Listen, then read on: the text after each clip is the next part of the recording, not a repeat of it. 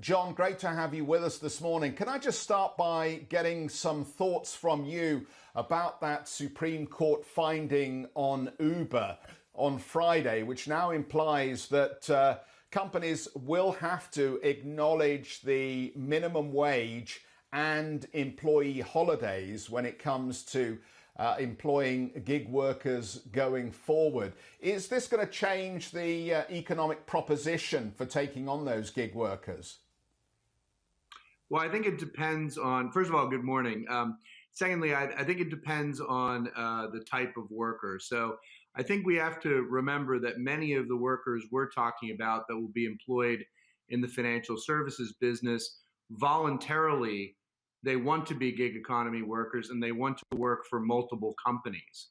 So they like the freedom to be able to work their own hours, to work on interesting projects, and to do so for different organizations. So I think they're a little bit different than the Uber situation, I think, in many respects.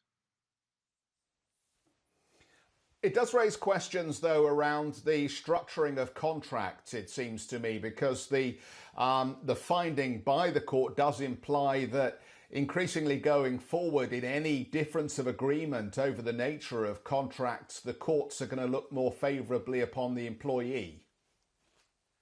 I agree. I do think that we've seen this, tension back and forth. We've seen it in the UK here. We've seen it in the US in terms of classification. There's obviously rules around what constitutes an independent contractor versus an employee, and those rules are definitely subject to interpretation and subject to legislative change.